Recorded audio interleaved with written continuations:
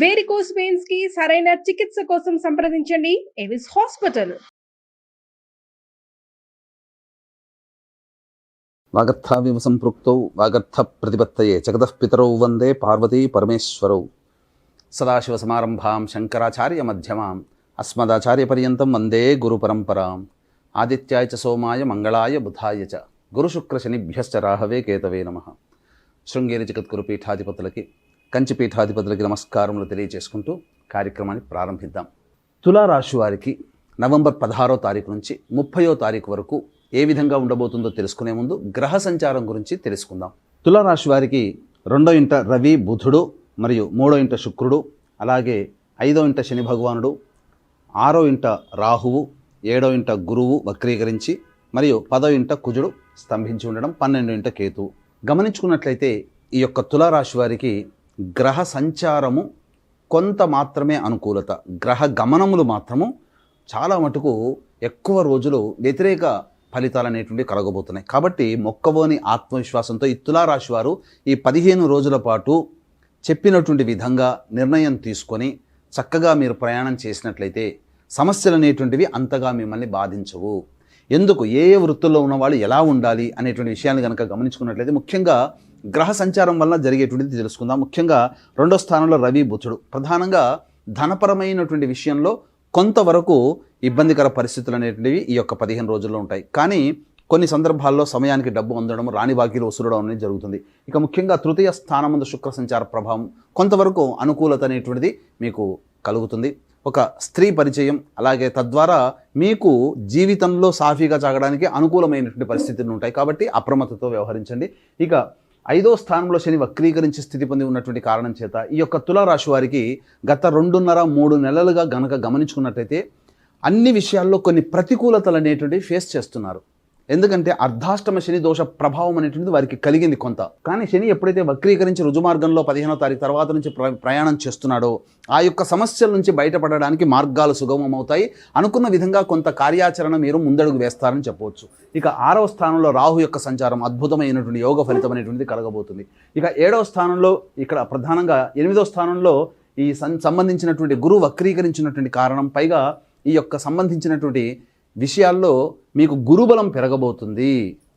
వచ్చే సంవత్సరం మార్చి వరకు మీకు గురుబలం అనేటువంటిది ఉంటుంది. కాబట్టి ఇట్టి గురుబలం ఉన్నటువంటి కారణం చేత ఎన్ని సమస్యలు వచ్చినప్పటికీ కూడాను, ఎన్ని ఒడిదుడుకులు వచ్చినప్పటికీ కూడాను ఆత్మవిశ్వాసంతో దైవానుగ్రహంతో ముందడుగు వేసినట్లయితే అన్ని సమస్యలు పరిష్కారం అవుతాయి.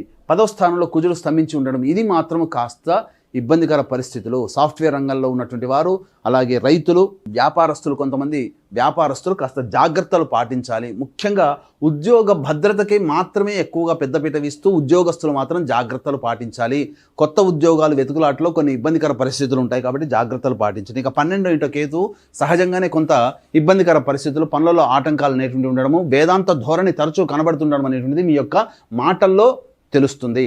అయితే ఇక్కడ గమనించుకున్నట్లయితే ఏ ఏ వృత్తులు ఉన్న వాళ్ళు ఎటువంటి విధానాలు పాటించాలన్నప్పుడు ముఖ్యంగా గమనించుకుంటే రియల్ ఎస్టేట్ రంగంలో ఉన్నవారు, రియల్ ఎస్టేట్ ఏజెంట్లుగా పనిచేస్తున్నటువంటి వాళ్ళు, మున్సిపాలిటీ రంగంలో ఉన్నటువంటి వాళ్ళు, అలాగే లాయర్ వృత్తిలో ఉన్నటువంటి వాళ్ళు, అలాగే మైనింగ్ వ్యాపారస్తులు, ఎలక్ట్రికల్ అండ్ ఎలక్ట్రానిక్స్ రంగంలో ఉన్నటువంటి వారు, పవర్ జనరేషన్ రంగంలో ఉన్నటువంటి వాళ్ళు, అలాగే సాఫ్ట్వేర్ రంగంలో ఉన్నటువంటి వారు కాస్త జాగ్రత్తలు పాటించండి.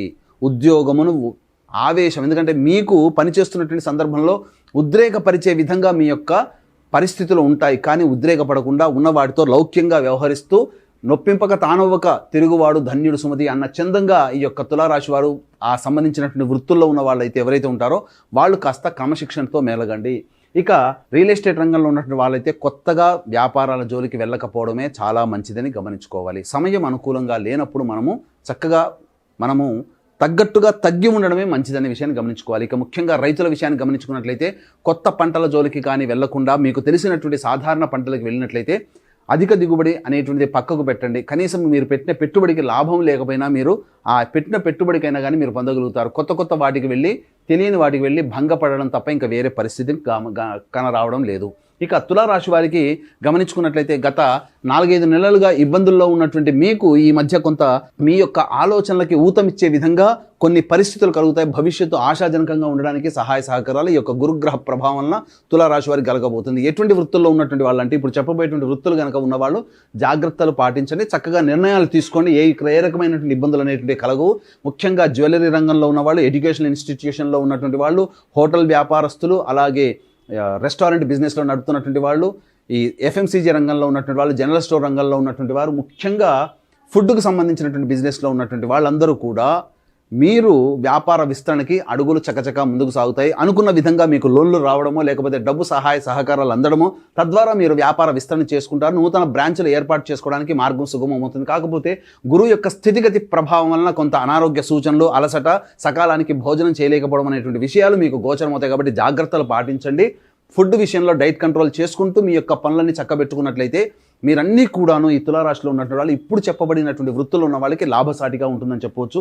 ఇక తులారాశి వారికి ప్రధానంగా ఈ శని పంచమ స్థానంలో రుజుమార్గంలో ప్రయాణం చేస్తున్నటువంటి కారణం చేత కొన్ని ఆలోచనలు అనుకున్నటువంటి అన్ని కూడాను పనులు నత్తనడకగా సాగుతూ ఉండడం, కొన్ని ఇబ్బందికర పరిస్థితులు ఉన్నప్పటికీ కూడాను గతం 2-3 నెలలుగా పడినటువంటి కష్టాలకి మాత్రము చెల్లుబాటు అయ్యే విధంగా మీ యొక్క పరిస్థితులు అనేటువంటి ఉంటాయని చెప్పవచ్చు. ఇక వివాహార్థులకు సంబంధించి యువతి యువకులకి వివాహము నిశ్చయమయ్యే అవకాశాలు ఎక్కువగా గోచరమవుతున్నాయి. చక్కగా ఆనందంగా ఉండండి. ప్రయత్నాల్లో ఆటంకాలు అనేటువంటి తొలగిపోతాయి. ఇక ముఖ్యంగా ఉద్యోగార్థులు చెప్పినటువంటి విధంగా బదిలీలకు సంబంధించినటువంటి ఎక్కువగా ప్రయాసపడి ఎక్కువ శ్రమ కోరిస్తే తప్ప ఫలితాలు సాధించలేరు అనేటువంటి విషయాన్ని జ్ఞప్తికి తెచ్చుకోవాలి. అలాగే ఎవరికి కూడాను ఈ యొక్క 15 రోజుల్లో ఎవరికి డబ్బులు అప్పుగా ఇవ్వకపోవడమే చాలా మంచిదని గమనించుకోవాలి. ఎందుకంటే ధన నష్టము సూచించబడుతుంది. ఇక ముఖ్యంగా కొత్త వ్యక్తుల పరిచయం వల్ల కొంత జాగ్రత్తగా వ్యవహరించాలి.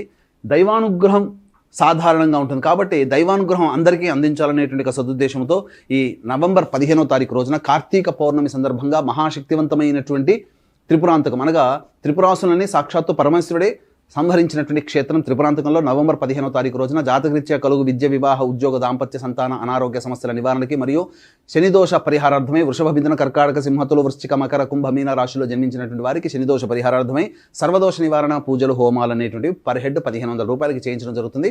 కార్యక్రమ తదనంతరం కాంటాక్ట్ చేసి మీ గోత్రనామాలను నమోదు చేసుకోవచ్చు. అలాగే నవంబర్ 25వ తారీఖు రోజున ఆఖరి కార్తీక సోమవారం రోజున పితృదోష నివారణ పూజలు జరపబడుతున్నాయి. తండ్రి వైపు 6 తరాలు, తల్లి వైపు 3 తరాల్లో ఏవైనా దుర్మరణాలు కనుక ఉన్నట్లయితే ఆ దుర్మరణ ప్రభావం వలన కుటుంబంలో ప్రశాంతత ఉండదు, కుటుంబ సభ్యుల మధ్య అవగాహన ఉండదు, ఏ పని చేసుకున్నా ఆలస్యం అవుతుంది, ఏ పని పూర్తి కాదు. అలాగే ముఖ్యంగా పిల్లలకి పెళ్లిళ్ళు, సంతానం కలగక ఇబ్బంది పడుతుంటారు. ప్రతి పని కూడా ఆలస్యం ఉంటుంది. కాబట్టి నవంబర్ 25వ తారీఖు రోజున ఆఖరి కార్తీక సోమవారం సందర్భంగా ఈ గోకర్ణ క్షేత్రంలో జరగబడేటువంటి పితృదోష నివారణ కార్యక్రమంలో మీరు పాల్గొనవచ్చు. సశాస్త్రీయంగా చేయించడం జరుగుతుంది. ఇక నవంబర్ 16వ తారీఖు నుంచి 30వ తారీఖు వరకు తులారాశి వారికి ఏ విధంగా ఉండబోతుందో క్లుప్తంగా తెలియజేసుకుందాం. 16, 17 తారీఖులో కనుక చూసుకున్నట్లయితే ఖర్చులు అధికంగా ఉంటాయి. దైవత ఆరాధనకి, దేవతా సందర్శనాలకి ఖర్చులు పెరుగుతాయని చెప్పవచ్చు. ముఖ్యంగా పెద్దల ఆరోగ్యం పట్ల శ్రద్ధ వహించాల్సినటువంటి పరిస్థితి. అలాగే 18, 19, 20 తారీఖులో కనుక గమనించుకున్నట్లయితే ఈ 18, 19, 20 తారీఖుల్లో మీకు ఖర్చులు కూడాను అధికంగా ఉంటాయి. అలాగే మీ పిల్లలతో అనగా సంతానం మూలకంగా విభేదాలు, సంతానం మూలకంగా సమస్యలు పెరుగుతాయి. సంతానంతో లౌక్యంగా వ్యవహరించండి. ఇక ఈ సంబంధించిన 18, 19, 20 తారీఖుల్లో కోర్టు సంబంధించినటువంటి విషయాల్లో లావాదేవీల్లో కొంత మీకు ప్రతికూలమైనటువంటి ఫలితాలు వచ్చే అవకాశం ఉంది. కాబట్టి జాగ్రత్తలు పాటించండి.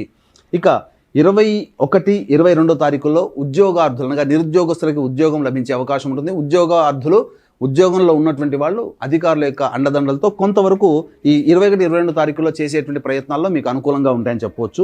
ఇక 23, 24 తారీఖుల్లో కనుక చూసుకున్నట్లయితే ఈ యొక్క తులారాశిలో జన్మించినటువంటి అన్ని రంగాలలో ఉన్నటువంటి వారికి సంపూర్ణమైనటువంటి సహాయ సహకారాలు, ధనలాభం కూడా గోచరమవుతుంది. ఇక 25, 26, 27 తారీఖుల్లో కనుక గమనించుకున్నట్లయితే మీకు ప్రతి పనులలో కూడాను ఆటంకం అనేటువంటిది ఉంటుంది. ఖర్చులు అనేటువంటివి అధికంగా ఉంటాయి. అలాగే ఇక్కడ గమనించుకున్నట్లయితే మనశ్శాంతి అనేటువంటిది ఉండదు, ఏ పని చేయాలన్నా కూడా ఆసక్తి ఉండదు. కాబట్టి జాగ్రత్తలు పాటించండి. 28, 29 తారీఖులో కనుక గమనించుకున్నట్లయితే పెండింగ్లో ఉన్నటువంటి పనులన్నీ పూర్తి చేసుకుంటారు. ఒక బాధ్యత కంప్లీట్ అయిందనేటువంటి ఒక సంతోషంతో విందులు వినోదాల్లో బంధుమిత్రులతో పాల్గొంటారని చెప్పొచ్చు. ఇక 30వ తారీఖు రోజున ఖర్చులు అధికంగా ఉంటాయి. కుటుంబ సభ్యులతో మనస్పర్ధలు వచ్చే అవకాశం ఉంది. కాబట్టి మీ యొక్క వాక్కును అదుపులో ఉంచుకొని ప్రయత్నం చేయండి. అలాగే ఈ యొక్క తులారాశి వారికి వచ్చేటువంటి సమస్యలు, సాధారణంగా వచ్చేటువంటి సమస్యల పరిష్కారానికి ప్రతిరోజు సుబ్రహ్మణ్య భుజంగ స్తోత్ర పారాయణము, అలాగే ఈ చంద్రశేఖరాష్టక పారాయణం 3 సార్లు, సుబ్రహ్మణ్య భుజంగ స్తోత్రం 3 సార్లు కనుక పఠించినట్లయితే సమస్యలు తీరుతాయి. ఇప్పుడు చెప్పబడినటువంటి విషయాలకి కంటే పరిస్థితుల కంటే విభిన్నంగా ఉన్నట్లయితే మీ యొక్క జన్మజాతకంలో నడుస్తున్నటువంటి గ్రహ దశాంతర దశల ప్రభావం కావున దగ్గరలోని మంచి ఉపాసనాపరులైనటువంటి జ్యోతిష్యులను సంప్రదించి వారి సలహాలు సూచనలు కనుక పాటించినట్లయితే ఇంకా మెరుగైనటువంటి జీవితాన్ని పొందుతారని ఆశిస్తూ సర్వం శ్రీ ఉమామహేశ్వర పరబ్రహ్మార్పణమస్తు.